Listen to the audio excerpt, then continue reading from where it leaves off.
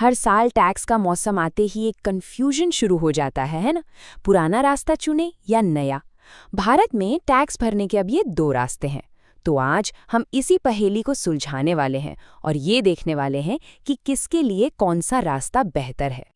तो आज हम क्या-क्या समझने वाले हैं। सबसे पहले ये कि सरकार हमसे टैक्स लेती ही क्यों है। फिर हम पुराने सिस्टम में गोता लगाएंगे और देखेंगे कि उम्र का टैक्स पर क्या असर पड़ता था।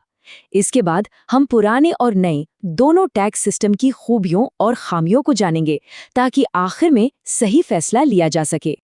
तो चलिए शुरू करते हैं सबसे बुनियादी सवाल से। आखिर ये इनकम टैक्स हम देते ही क्यों हैं? और सबसे बड़ी बात, ये सारा पैसा जाता कहाँ है? देखिए, सीधी भाषा में कहें तो इनकम टैक्स वो ईंधन है जिससे देश की गाड़ी चलती है। जो अच्छी सड़कें हम देखते हैं, सरकारी अस्पताल, स्कूल और हाँ, हमारी सुरक्षा, ये सब इसी पैसे से मुमकिन हो पाता है। तो ये एक तरह से हम सबकी मिलीजुली जिम्मेदारी है। अच्छा, ये तो हुई क्यों की बात। अब आते हैं कैसे पर। टैक्स कैलकुलेट होता कैसे है?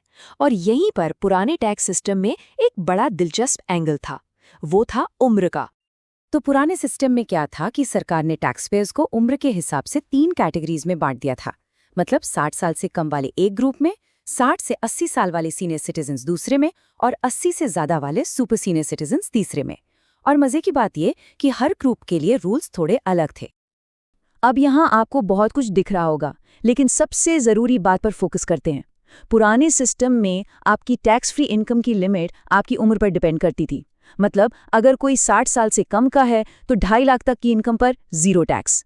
लेकिन अगर कोई सीनियर सिटीजन है, यानी 60 से 80 के बीच, तो उनके लिए ये लिमिट बढ़कर 3 लाख हो जाती थी। और बात यहीं खत्म नहीं होती। जो सुपर सीनियर सिटीजन्स हैं, मतलब 80 साल से ज्यादा उम्र के, उनके लिए तो छूट और भी जबरदस्त थी। सीधे 5 लाख रुपए तक की इनकम पर कोई टैक्स नहीं। तो इससे एक बात तो साफ है, पुराना सिस्टम उम्र का काफी लिहाज करता था।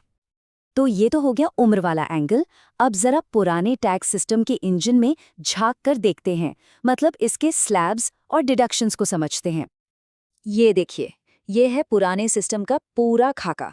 और इसकी सबसे बड़ी खासियत या कह लें ताकत थी टैक्स बचाने के ढेरों रास्ते। मतलब अपने इन्वेस्टमेंट्स पर, जैसे एटीसी में पीपीएफ या ईएलएसएस, या फिर घर के किराए एचआरए पर, और भी कई खर्चों पर टैक्स छूट क्लेम की जा सकती थी। इससे होता क्या था, आपकी टैक्सेबल इनकम कम हो जाती थी। चलिए इसको और सिंपल करते हैं। ये जो टेबल है, ये 60 साल से कम उम्र वालों के लिए है। ये एक सीढ़ी की तरह है। जैसे जैसे आपकी इनकम की सीढ़ी ऊपर जाती है, टैक्स का रेट भी बढ़ता जाता है।